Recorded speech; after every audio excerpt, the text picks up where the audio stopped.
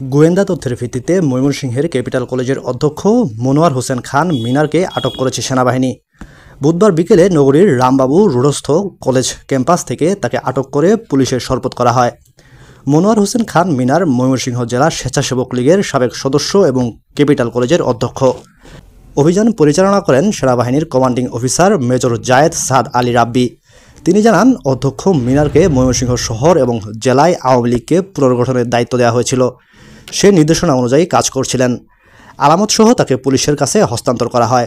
Police এ বিষয়ে আইনগত ব্যবস্থা নেবেন বলে জানান। আমাদের গোয়েন্দা তথ্যগুলো এবং ওনার যে সামাজিক যোগাযোগ মাধ্যমগুলো আছে, হোয়াটসঅ্যাপ, টেলিগ্রাম এবং অন্যান্য অ্যাপসগুলো আছে, বিভিন্ন নাম না জানা অনেকগুলো অ্যাপস আছে। এই জিনিসগুলো আমরা একটু ঘাটাঘাটি করে দেখতে পারি। আমাদের যে গোয়েন্দা তথ্য ছিল এবং ওনার সাথে ওনার ওতপ্রোতভাবে উনি জড়িত ছিলেন এবং আমরা যেটা ধারণা করছিলাম উনি ময়মনসিংহ সদরের এবং ময়মনসিংহ জেলার আওয়ামী লীগকে পুনর্গঠিত করার কাজ করছেন, উনি চেষ্টা করছিলেন। সেই প্রেক্ষিতে ওইভাবে ওনাকে দায়িত্ব দেওয়া হয়েছিল।